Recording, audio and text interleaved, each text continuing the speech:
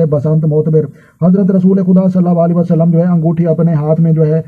پہنا کرتے تھے۔ تو اس کے بعد جو ہے حضرت امام جعفر صادق علیہ السلام سے منقول ہے کہ وہاں پر جو ہے دہنے ہاتھ میں جو ہے انگوٹھی پہننا پیغمبروں کی جو ہے سنت ہے۔ اور حضرت امام جعفر جو ہے صادق رضی تعالیٰ عنہ سے منقول ہے کہ جناب رسول خدا صلی اللہ علیہ وسلم نے کلمے کی انگلی جو ہے انگلی میں اور بیچ کی انگلی میں جو ہے انگوٹھے پہننے کی جو ہے ممانعت فرمائی تھی۔ تو لہٰذا حضرت رسول خدا صلی اللہ علیہ وسلم نے فرمایا کہ جو شخص عتیق انگوٹھی پہنے گا اس کے جو ہے اللہ تبارک و تعالیٰ حاجتیں روا رکھے گا اور اس کے گھر میں جو ہے کبھی غربت نہیں آئے گی۔ اور اس کے بعد جو ہے ایک اور حدیث میں جو ہے حضور صلی اللہ علیہ وسلم نے جو ہے فرمایا کہ عتیق کی انگوٹھی جو ہے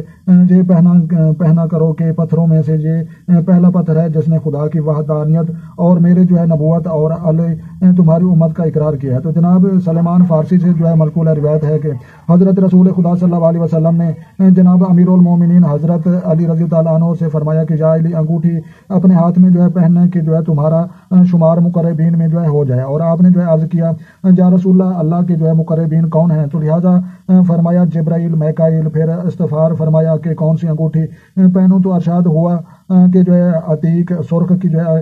کیونکہ عتیق سرخ نے جو ہے خدا کی وحدانیت اور میری نبوت اور تمہارے جو ہے دوستوں کے لیے بیشت کا اور تمہارے جو ہے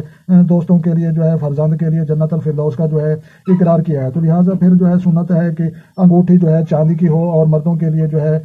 سونے کی انگوٹھی جو ہے پہننا حرام ہے۔ تو لہٰذا یہ جو ہے چاند جواہرات اس کے جو ہے فوائد، تو لہٰذا پیارے دوستوں یہ جو ہے انگوٹھی پہننے کے فائدے، تو لہٰذا جہاں پر جو ہے لکھا ہوا ہے کہ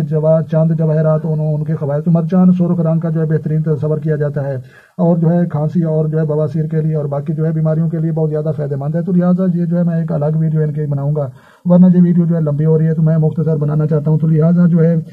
ویڈیو اچھی لگی اور سمجھ میں آئی ہے تو آپ نے لائک بھی کرنی ہے، اور جو دوست چینل بنے ہیں چینل سبسکرائب کریں تاکہ مزید اس طرح کی اچھی ویڈیو سب سے پہلے آپ کو موصول ہوں۔ تو لہٰذا اپنا ڈھیر سارا خیال رکھنا ہے اور اپنی دعاؤں مجھے یاد رکھنا ہے۔ تو ملتے ہیں کسی نیکسٹ ویڈیو میں، تب تک جو ہے دیکھنے اور سننے والوں کو میری طرف سے السلام علیکم و رحمۃ اللہ جناب۔